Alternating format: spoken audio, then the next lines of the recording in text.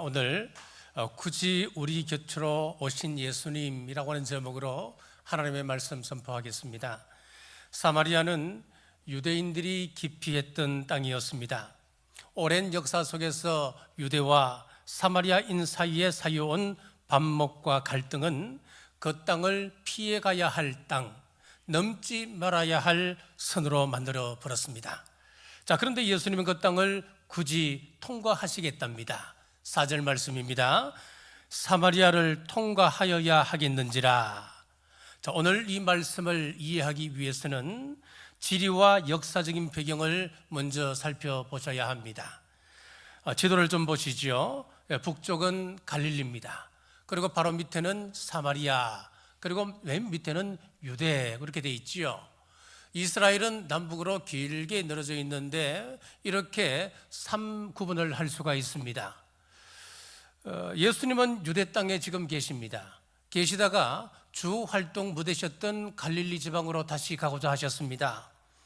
당시 갈릴리로 올라가는 여정 중이셨는데 사마리아를 통과하시겠다는 겁니다. 우리에게 사마리아는 한 지명에 불과합니다만은 당시 이스라엘 사람들에게 그 사마리아를 지나가자 하는 이 말은 매우 충격적인 제안이었습니다. 왜 제자들이 놀랐을까요? 9절 말씀입니다. 사마리아 여자가 이르되 당신은 유대인으로서 어찌하여 사마리아 여자인 나에게 물을 달라 하시나이까 하니 이는 유대인이 사마리아인과 상종하지 아니함이러라.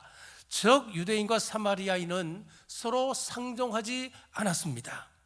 그렇다면 왜 이렇게까지 되었을까요? 그 역사적 배경을 살펴보겠습니다. 이스라엘은 한때 우리나라처럼 남북으로 나뉘어져 있었습니다. 북쪽은 이스라엘, 남쪽은 유다 왕국이었습니다. 북쪽 이스라엘의 수도가 바로 사마리아였습니다. 북왕국은 하나님의 뜻을 거역하며 살다가 주전 722년도에 아수르에 의하여 멸망을 당했습니다. 아수르의 수도는 니느웨입니다. 니느웨 그러면 여러분들은 구약 선지자 가운데 누가 생각나시나요? 요나가 생각나시지요. 이 요나가 왜 니느웨에 가서 복음을 전하는 것을 싫어했을까요? 오늘 이유를 말씀을 들어보시면 이해가 가실 겁니다. 아수르가 팽창하면서 북이스라엘을 압박해 옵니다. 하나님께서 요나 선지자에게 니느웨에 가서 복음을 전해라, 회개를 선포하라 했을 때에 이 요나는 거기 가기 싫었습니다. 다시스 행패를 타버리고 말았습니다. 요나가 왜 그러는지 우리는 충분히 이해가 됩니다. 아수르는 단순히 정복만 한 것이 아니라 매우 잔인했습니다. 기록에 따르면 이스라엘 사람들을 포로로 끌고 가는데 아랫입술과 그리고 코를 뚫어서 창으로 꿰어갔다고 했습니다. 그만큼 잔인했습니다. 당시 참혹함을 보여주는 부조도 남아 있습니다. 이것으로 끝이 아닙니다. 아수르는 정복한 지역 주민들을 서로 섞어버리는 정책을 폈습니다. 이는 반란을 방지하기 위한 전략이었습니다. 열왕기하 17장 23절에서 24절입니다. 여호와께서 그의 종 모든 선지자를 통하여 하신 말씀대로 드디어 이스라엘을 그 앞에서 내쫓으신지라. 이스라엘이 고향에서 아수르에 사로잡혀가서 오늘까지 이르렀더라.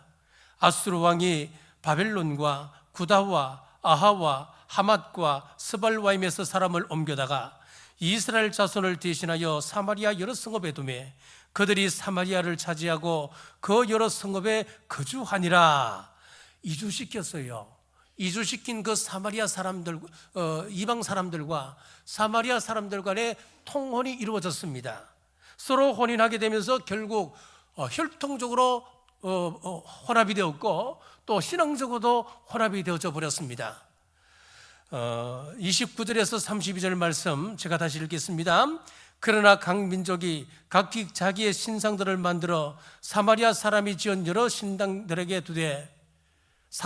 두되 각 민족이 자기들이 거주한 성읍에 그렇게 하여 바벨론 사람들은 숫곤 느봇을 만들었고 굿 사람은 네르갈을 만들었고 하맛 사람들은 아시마를 만들었고 아와 사람들은 니파스와 다르닥을 만들었고, 스발와인 사람들은 그 자녀를 불살라 그들의 신 아드람멜렉과 아남멜렉에게 들었으며, 그들이 또 여호와를 경외하여 자기 중에서 사람을 산당의 제사장으로 택하여 그 산당들에서 자기를 위하여 제사를 드리게 하니라.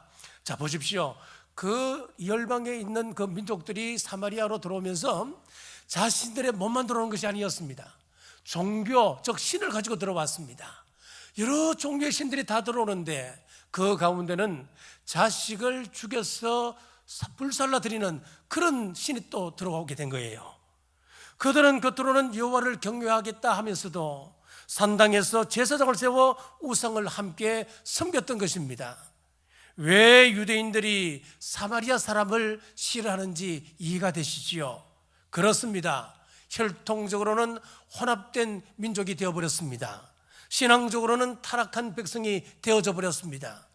유대인들은 이들을 부정하다 더럽다 여겼고, 심지어는 개나 돼지보다 못하게 생각했습니다. 그래서 유대인들은 사마리아 땅을 발벌이 하지 않았습니다.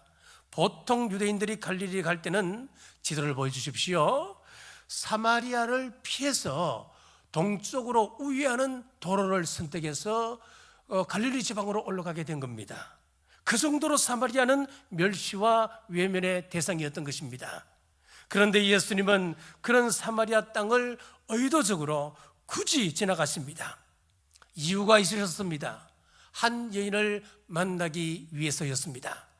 첫째, 멸시의 땅을 찾아가십니다. 3절에서 4절입니다. 유대를 떠나사 다시 갈릴리로 가실새 사마리아를 통과하여야 하겠는지라. 사마리아를 지나가자.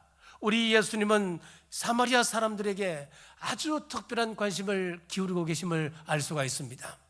여기뿐만 아닙니다. 성경 곳곳에서 예수님께서 사마리아를 특별히 언급하고 계십니다. 한 번은 이런 비유를 하셨습니다. 예루살렘에서 여리고로 내려가던 한 사람이 강도를 만나 급한 죽게 되었습니다. 제사장이 그냥 지나갑니다. 레위 사람도 그냥 지나갑니다. 그런데 사마리아 사람이 그 강도 만든 사람을 돌보아 주는 것이었습니다. 자, 이 말씀을 들은 당시 이스라엘 사람들, 유대인들의 표정이 어땠을까요? 아이고, 예화도 좋고 비유도 좋은데 왜 하필이면 사마리아 사람이냐, 인상을 찡그리며 들었을 것입니다.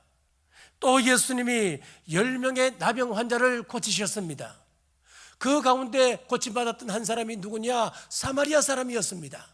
9명의 이스라엘 사람들은 각자 자기 길로 돌아갔습니다마는 사마리아 사람은 다시 되돌아와서 예수님께 감사를 표했습니다. 누가복음 17장 18절입니다. 이 이방인 외에는 하나님께 영광을 돌리러 돌아온 자가 없느냐?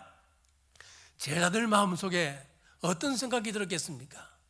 또 예수님께서 사마리아인을 이야기하시네? 예수님께서 왜 사마리아 사람을 저렇게 높이시고 저렇게 칭찬하실까? 심지어 예수님께서 성천하시기 전 마지막 지상명령을 하십니다. 그때도 사마리아를 말씀하셨습니다. 사도행전 1장 8절입니다. 오직 성령이 너희에게 임하시면 너희가 권능을 받고 예루살렘과 온 유대와 사마리아와 땅끝까지 이르러 내 증인이 되리라 하시니라. 자, 예수님께서 이렇게 중요한 순간순간마다 사마리아를 특별하게 챙기시니까 그때 당시 유대 사람들에게 이런 루머가 퍼졌습니다. 요한복음 8장 48절입니다. 유대인들이 대답하여 이르시되 우리가 너를 사마리아 사람이라 또는 귀신이 들렸다 하는 말이 옳지 않았냐? 자, 이 말은 무슨 말이냐면은 저 사람 저거 사마리아 사람이야. 사마리아 사람 분명히 사마리아 출신이야. 수치스러운 말입니다. 조롱하는 말입니다. 그러나 예수님은 그런 시선에 눈 하나 깜짝하지 않으셨습니다. 우리 주님은 사마리아 땅 그 안에서도 멸시받던 한 여인을 친히 찾아가셨습니다. 그 여인은 어떤 사람이었습니까? 남편이 5이나 있었고 지금 함께 사는 여자는 6번째 남자로 남편도 아니고 동거인이었습니다. 보통 이스라엘 여인들은 오전이나 해가 질 저녁에 물을 기르러 나옵니다. 해가 중천했던 가장 더운 시간에 사람들의 눈을 피하여 혼자 나왔던 그녀는 사람 속에 있어서도 늘 외로운 사람이었을 것입니다. 죄인이라고 하는 낙인, 차가운 외면, 등 뒤에서 들려오는 수근거림과 조롱, 그녀는 속으로 절규했을 것입니다. 과연 누가 내 마음을 알아줄까? 그 절망의 자리로 우리 예수님께서 찾아오셨습니다. 우리도 이 여인처럼 사람들의 시선을 피하여 홀로 외롭게 갈 때가 있을 것입니다. 되풀이되는 실수와 또 무너짐 속에서 마음 깊은 곳엔 죄책감과 수치심이 그림자처럼 내려올 때도 있지요. 하지만 그 순간에도 우리 예수님은 우리 곁을 그냥 지나가지 않으셨습니다. 굳이 사마리아로 찾아가셨듯이 굳이 우리 상처의 자리까지 찾아오십니다. 그리고 말씀하십니다. 내가 너를 안다. 내가 너를 사랑하느니라. 과거 그녀에게 무슨 일이 있었을까요? 왜 그녀는 5번이나 결혼했을까요? 성경은 자세하게 말씀하고 있지 않지만은 우리는 당시 문화를 통하여 조심스럽게 그 여인의 아픈 삶을 추적해 볼 수가 있습니다. 우리나라 고대 국가 가운데 부여나 고구려에는 남편이 죽으면 시동생과 형수가 결혼하는 형사 취수 제도가 있었습니다. 마찬가지로 고대 근동 국가에서는 이런 문화가, 이런 관습이 보편적으로 있었습니다. 그렇기 때문에 우리는 이렇게 상상해 볼 수가 있습니다. 그녀는 사랑하는 이를 잃었습니다. 그리고 그 동생과 결혼했습니다. 또 잃었습니다. 또 잃었습니다. 그래서 5명의 시동생의 품을 전전했던 고단하고도 슬픈 그런 인생을 살아간 여인이라 할 수 있습니다. 자, 또 하나는 그녀는 남편에게 버림받았거나 또 자신의 정욕을 이기지 못하여 매우 부도덕한 잘못된 선택으로 말미암아 상처와 굴레를 반복했을 수도 있는 것입니다. 분명한 것은 그녀 스스로도 수치스럽게 생각했고 사람들의 눈을 피하며 살았다고 하는 사실은 분명한 사실입니다. 본문의 여인은 오늘 저와 여러분을 상징하고 있습니다. 깨어지고 부서지고 상한 심령으로 오늘 이 자리에 왔습니다. 예수님은 그 상한 심령을 외면하지 않으시고 오늘 또 우리 마음을 향해 다가오십니다. 주님 찾아오셔서 문 두드리실 때에 우리의 마음의 문을 활짝 여시는 여러분 되시길 주님의 이름으로 축복합니다. 둘째, 상한 심령을 만지십니다. 8절입니다. 이는 제자들이 먹을 것을 사러 그 동네에 들어갔음이러라. 자, 예수님이 이 말씀을 통하여 우리를 향한 어떤 배려를 하시는지를 살펴볼 수가 있습니다. 예수님이 사마리아의 수가성에서 한 우물가에 홀로 앉아 계십니다. 왜 혼자 앉아 계시는 것일까요? 다른 12제자를 음식을 사러 보냈기 때문에 그렇습니다. 그런데 이상하지요. 음식을 사러 갈 거면 2-3사람이면 충분하지 않겠습니까? 그런데 굳이 12명의 제자를 다 보낼 필요가 있었을까요? 왜 그러셨을까요? 그것은 바로 분명한 이유가 있습니다. 사람들의 시선을 두려워하여 피하여 살아갔던 한 여인을 배려하기 위한 우리 주님의 배려였습니다. 우리 예수님의 마음은 이렇습니다. 부끄러워하는 한 사람을 위해 12명을 피우실 수 있는 우리 예수님의 마음입니다. 상처 입은 많은 한 사람을 위하여서 세상의 소음을 걷어내고 그 사람의 눈높이에 맞춰 다가가시는 분이십니다. 그 모습은 마치 갓 태어난 어린 아기를 가슴에 품은 어머니의 모습이고 바람결마저 상처를 건드릴까 염려하는 이슬처럼 그분은 아픔 위에 손 얹고 그 고통을 함께 느끼며 다가오십니다. 사람의 마음은 10길 물속보다 깊다 그랬습니다. 보이지 않는 곳에 고통이 있고 말 못할 사연들이 얽혀 있습니다. 우리 주님은 그 깊은 마음의 골짜기까지 아십니다. 말하지 않아도 아시고 우리가 숨기려 해도 헤아리시는 분이시 우리 하나님이십니다. 그뿐만 아닙니다. 사람은 그 사람의 과거와 현재를 보지만 주님은 우리의 가능성과 우리의 미래까지도 보십니다. 39절입니다. 여자의 말이 내가 행한 모든 것을 그가 내게 말하였다 증언하므로 그 동네 중에 많은 사마리아인이 예수를 믿는지라. 그녀는 예수님을 만났습니다. 그 마음의 갈증을 해결했습니다. 그는 뭐 했습니까? 마을로 뛰어내려가서 예수님을 만났다라고 복음을 전하기 시작했습니다. 우리 예수님은 그 사람의 가능성을 이렇게 미리 하신 것입니다. 미래를 미리 보고 계신 것이었습니다. 예수님의 행적을 수가성에 증거하게끔 우리 주님께서는 이 사람을 사용하시는 것이었습니다.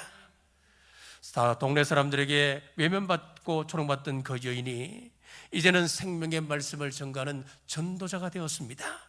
이것이 우리 주님의 시선입니다. 우리의 실패와 상처에 머무르지 않으시고 은혜로 빚어질 내일을 바라보시는 분이십니다. 그리고 그런 변화는 오늘 이 시간에도 여전히 진행되고 있습니다. 우리 기독교 초기 역사 가운데 어거스틴이라고 하는 위대한 교부가 있습니다. 이분은 10대 때 창녀와 함께 살면서 아기를 낳았던 사람이었습니다. 그런 아들을 두고 눈물 뿌리며 기도했던 어머니 모니카의 기도가 응답받아서 우리 기독교 역사상 가장 위대한 교부로 우뚝 설 수 있었습니다.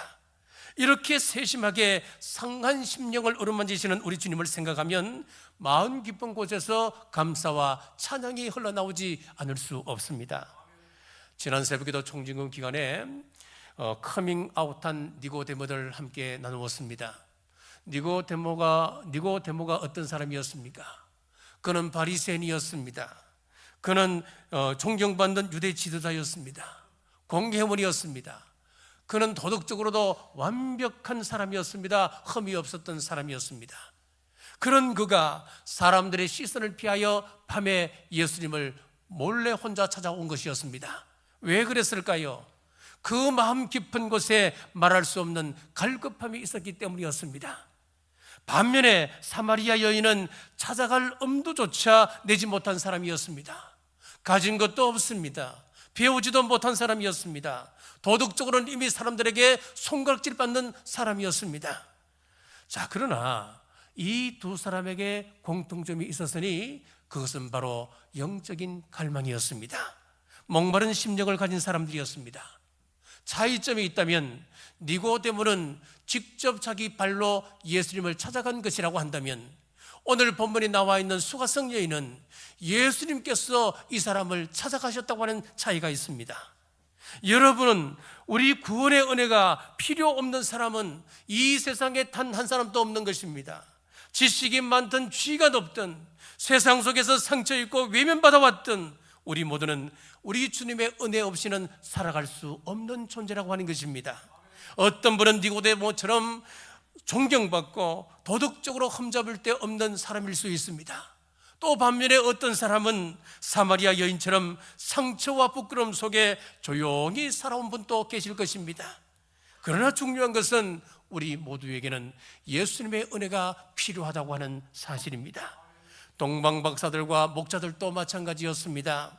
동방의 박사들은 하나님의 아들 예수 그리스도의 탄생 소식을 별을 연구하고 깊이 있는 학문을 통하여 깨달았습니다. 그들은 지식인들이었습니다. 자신의 시간과 재물을 바쳐 예수님께 찾아와 예물을 드렸습니다. 경배했습니다. 그러나 들판에서 양을 돌보던 배우지 못한 목동들에게는 하나님의 천사가 친히 찾아갔습니다. 아기 예수님의 탄생을 직접 천사가 전해 주었습니다. 지식 있는 것도 분명 귀한 은혜입니다.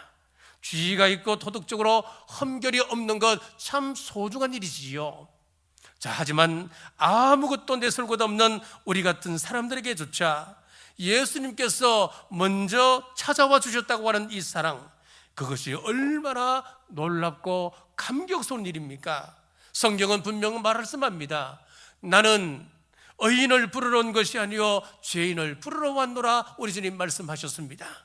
사랑하는 여러분, 상처 많은 인생, 실수투성이의 인생이라 할지라도 우리 주님은 포기하지 않으시고 굳이 우리 곁으로 오십니다. 우리를 만나주시고 회복시켜 주십니다.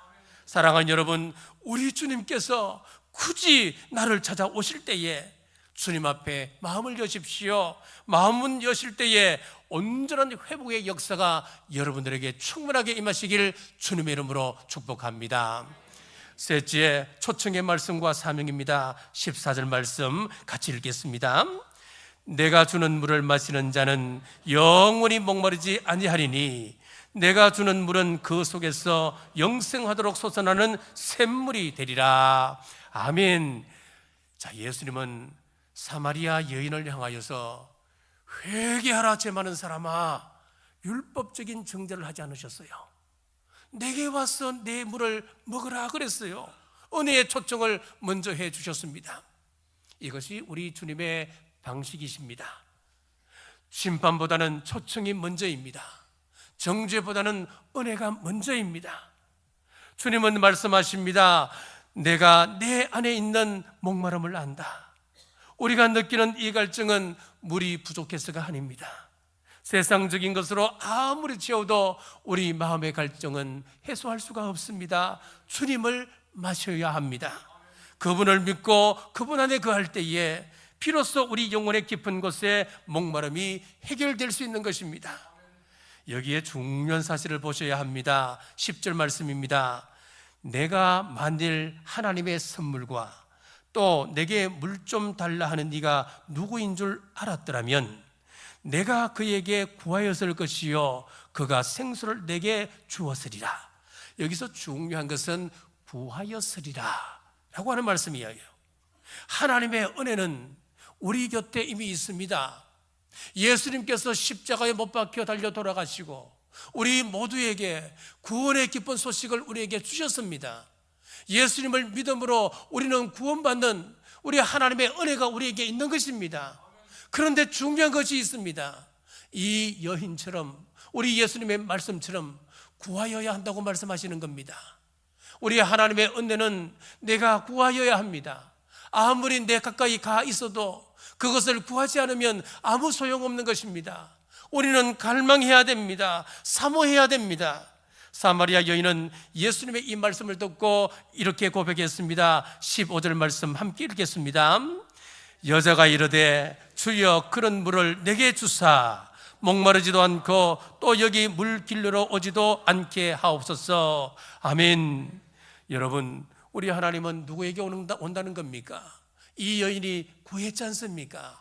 나에게도 주십시오. 갈망했습니다. 구했습니다.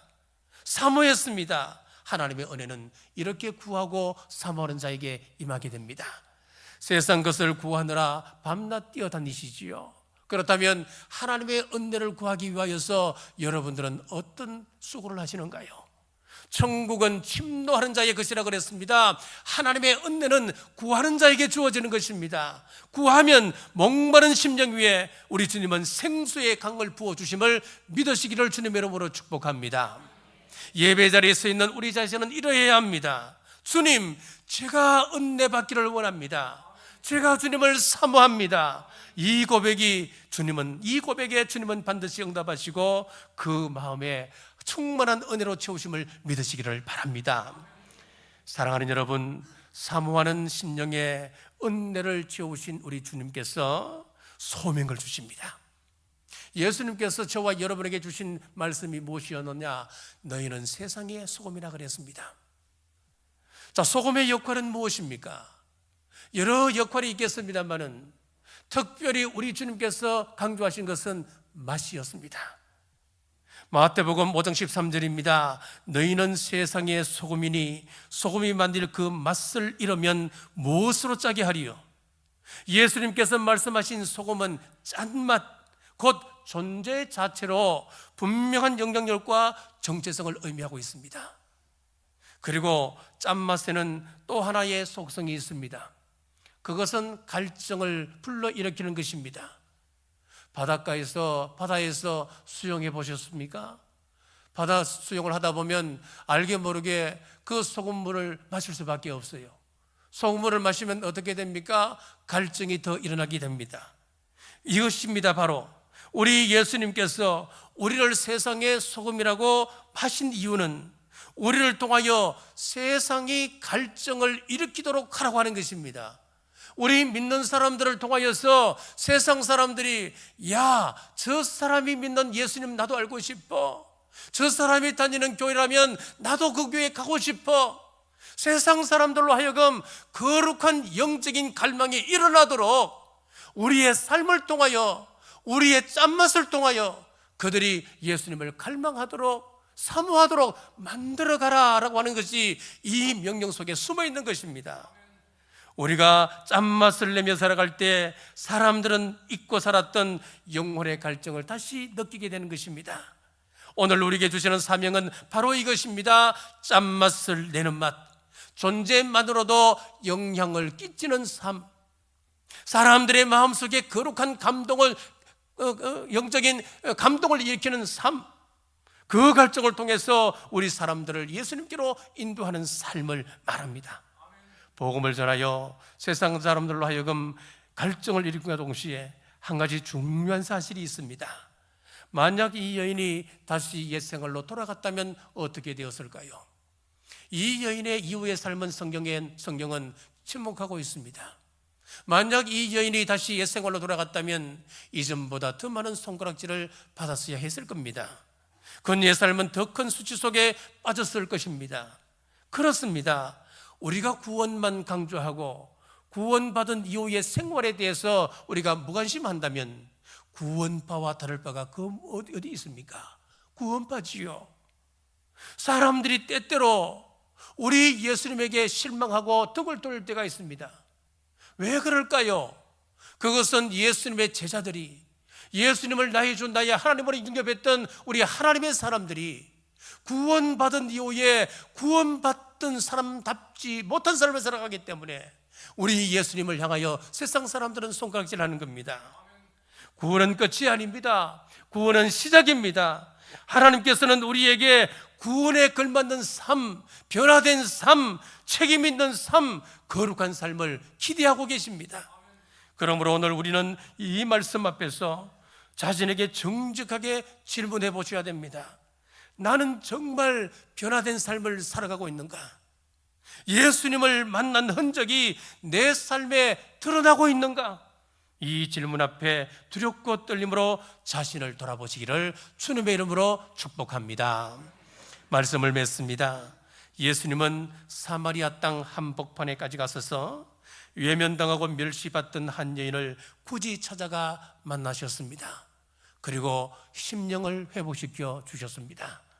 마찬가지로 하나님은 오늘도 상한 심령, 갈급한 심령을 가진 우리에게 찾아오십니다. 그리고 초대하십니다. 세상 것으로 치우지 말라, 헛된 것으로 갈증을 달래려 하지 말고 참 생수 대신 나에게로 나오라 말씀하십니다. 이 시간 진실을 된 마음으로 이렇게 고백하시길 바랍니다. 주님, 저에게도 생수를 주옵소서. 그리고 주님 만난 기쁨으로 복음을 전하고 성도로서 책임 있는 삶을 살아가는 우리 남부교회 모든 성도들 되시길 주님의 이름으로 축복합니다. 기도하겠습니다. 오늘 또 말씀을 통해 저희를 만나주신 하나님 은혜에 감사드립니다. 주님은 저희 인생의 외로운 자리에 찾아오셔서 사랑으로 품어주시고 상처와 외로움 속에서도 저희에게 소망의 물을 부어주셨습니다. 주님처럼 저희들도 세상에서 외면당한 이들에게 다가가게 하시고 사랑을 실천하는 제자가 되게 하여 주옵소서. 이제 주님 안에서 참된 자유와 회복을 누리며 갈급한 심령에 주님만이 채우실 수 있는 생수로 채워 주옵소서. 다시 오실 예수님 이름으로 간절히 기도드리옵나이다. 아멘.